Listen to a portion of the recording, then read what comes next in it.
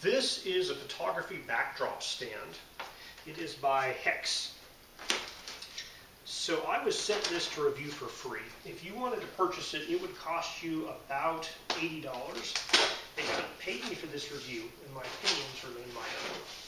Now I have reviewed pipe-and-drape stand kits by this same company. And I believe this is essentially a smaller version of that.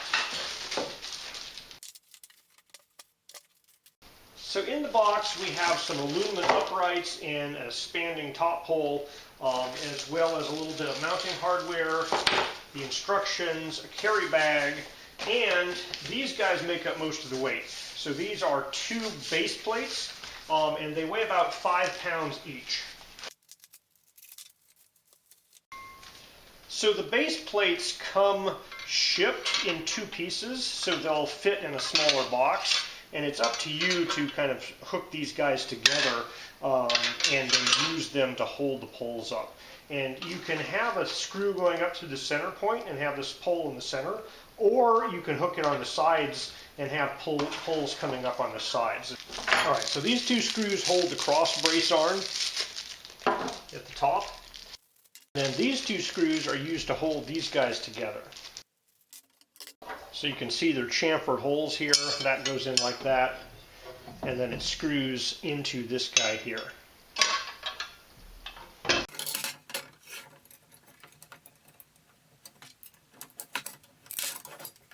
Alright, certainly doable to assemble these guys. It would help to have 3 hands. They give you this hex driver. I found that the screw holes, or the threading, is painted over, and so it took a little bit of effort to get it started. It's taking some effort to get it through the threads, so the threads are a little bit tight. It's certainly doable, but it's not smooth. I suspect the second time you do it, after that paint gets knocked off, it'll get a lot easier. Alright, so once you tighten that screw down, you have a nice little base piece. A handle makes it easy to carry around. It stays together.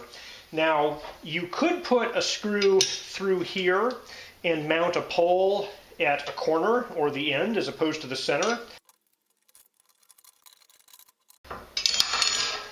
Yeah, these threads are excessively tight in my opinion. I'm able to do it, but it is not an enjoyable experience with this tiny little Allen wrench they provide. I would like a foot-long Allen wrench or a power drill attachment, I think. Now the tolerances of these puzzle piece cutouts and the chamfer and the hole here are very nice. This thing fits together very tightly. There's not really any wobbling. So once you get it together, you're pretty much good to go, but it takes some effort to screw through those very tight threads. And then I found the other screws. They're stuck into the bottom of the uprights. And so you could attach the uprights to the corner or the end with this screw here. So if you want to attach the upright to the corner or the end there, you can use this screw to do that. But you can also just put the upright right in the center here to give it just a little more stability if you don't mind this sticking in just a little bit.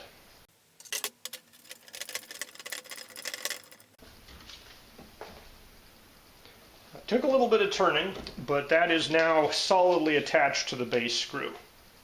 You can easily identify the uprights by the fact they have this hole through them, and there's these little clamps that you can undo. Not easily undo, but you can undo and it extends out. So these clamps have a kind of cam lever arm, but the little lever is kind of short and it's a little bit difficult to unclamp them. Putting them back in is easy, and they stay clamped very well once you've done that, but you need to have, the edge here isn't super great. I'd like that edge if it stuck out a little farther so you can get under it. You don't really want to put a nail under there, but it's doable, but it's not easy. Now on the plus side, they don't protrude much, so somebody walks into the side of the pole, they're really not going to hit too much there. Alright, so this is kind of the minimum height of these guys if you don't extend them at all. Now you do have to rotate this hole so that it faces the other stand. So when these are unclamped, you can rotate them and extend them up. It looks like there's something under there that keeps me from popping it too far up. So you hit maximum extension and then you can tighten that guy in place. All right, so the crossbar elements have a lock and relax mechanism here. So basically you can twist them one way to lock them, twist them the other way to relax them and put them in. So you know they have a minimum extension there, and then that's the maximum extension there. And one of them has screw holes on both sides. So you could theoretically use just one if you needed something really narrow. Otherwise, you attach this guy to that guy, and then you screw the ends into the uprights. And this screw is very long. It's probably about 1 inch long. So it takes a decent amount of twisting to get this guy in place. But at least it goes in pretty well and probably makes a pretty darn good connection there. And then, you know, with both of these out here, that's how you get your full 10-foot extended pole. So material-wise, the uprights and the crossbar are aluminum tubing. There is a lot of steel in the hardware and in the bases. The bases are all steel, but they are kind of either a heavy paint or a powder-coated steel. So the poles are relatively lightweight, the bases are pretty heavy. So the screw insert here is aluminum.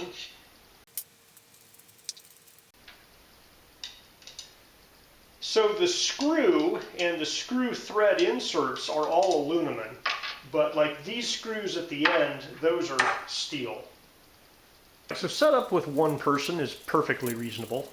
Now there's nothing that says you have to screw these guys in all the way, but if you want to screw them in all the way, you're going to be turning them a decent amount. So all of the threading and all the screws go into these inserts a significant amount. So, you know, there's a decent amount of screw inside of there. So it takes you extra time to move in and out, but you get a little extra strength. So each of these two pole halves is 33.5 inches. So if you hooked up just one, 33.5 inches is your absolute minimum.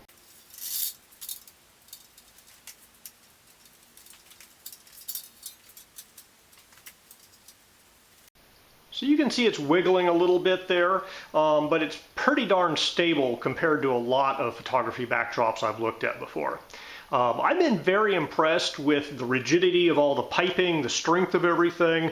You know, the steel bases are nice and heavy. They're about 5 pounds each, and they're, you know, super flat and low down to the ground. So it's quite stable for indoor use.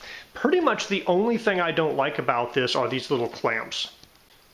They feel small, they're difficult to get your finger under and to open. You know, they're working fine, and they certainly do a good job clamping. When that thing's clamped, it's not moving anywhere. But that's the one part, if I had to say something on this is going to break first, I would expect that little plastic bit to break first. Now, it might be this is some type of super high technical, high strength plastic, but I don't like also the ergonomics of not having a little lip here to easily get a finger under. I mean, I can do it. I'm doing it just fine. Just not my favorite right there. That's the one part I don't like too much about this. So that being said, I will reiterate, this is the nicest backdrop stand I've used so far. So it's pretty darn good all in all.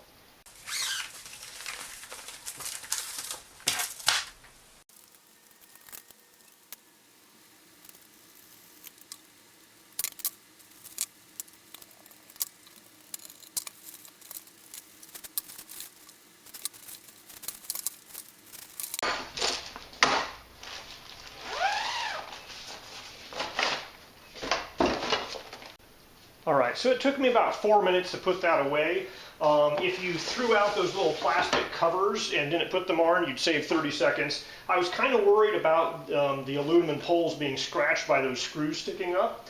One thing I do want to mention is that I've had some pipe and drape kits from them where the bases will not fit in the bag without disassembling them. So I really appreciate the fact that the bag is wide enough you can put those two bases in and carry it. And I put the bases kind of right in the middle bit here. There's just aluminum tubes sticking out either side. But you know, I like the carry bag. There's nothing special about it. It's, you know, a little bit higher density material than the super cheap bags you can sometimes get, but it's basically the cheap material with, you know, a basic zipper on it. There's no internal pocket to hold the screws or anything, so I just reused their little Ziploc baggie that the screws all came in to kind of keep them in one spot. But at the price point, it's a pretty solid and strong backdrop set. Now, it does not come with sandbags, but you probably don't need them. Those bases are pretty heavy.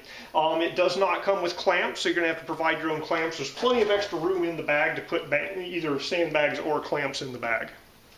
So yeah, overall, pretty darn happy with it. The clamps that hold the upright poles in place, they worked fine for me, just not as easy to use as I'd like. They feel a little bit small and plasticky.